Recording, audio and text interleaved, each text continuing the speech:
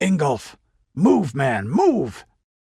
Father Ignatius abandoned the sword jammed tight in bone and spurred his horse forward, jerking his warhammer free where it hung by its thong at his saddlebow.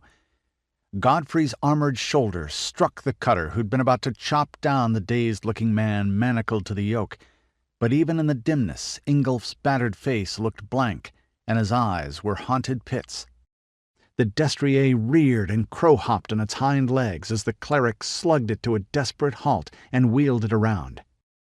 Then, in the midst of the melee, the warrior priest's eyes went wide.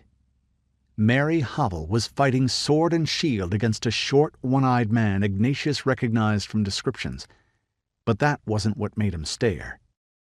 "Lord of hosts," he blurted. Rudi MacKenzie was coming through the thick of the cutter press, killing at every second step. Eyes showing white all around pupils grown large. Teeth barred in a ululating banshee wail, loud even in the clamor of battle. A swordsman staggered back and fell, his pelvis shattered by a kick. Another reeled away with half his face sheared off, hands scrabbling at the impossible wound. An enemy rider struck downward with the horrified desperation of a man finding a scorpion on his chest. Sparks flew in a blue and red shower where the Mackenzie's buckler knocked the sheet away, and a thrust to the man's armpit sank 6 inches deep in a snap like a frog's tongue after a dragonfly. That turned into a backhand cut. Even given surprise and shock, the cutters were tough fighters.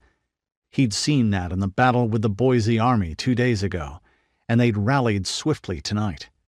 Now they began to give way, a first few blundering away in panic or lashing their horses heedless into the night, others trying to break contact so that they could flee without taking a blade in the back. Ignatius knew why, and his mind shuddered.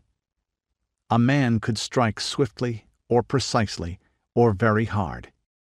A little more of one meant a little less of the others, and you had to do the best you could of all three at once.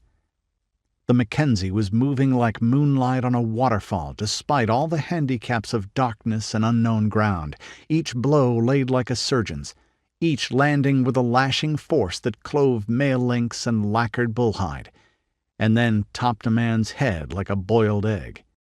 He'd seen Rudi fight before and been impressed, but that had only been a skirmish. Nothing like a sighted man among the blind, Ignatius thought numbly, like some pagan god of war.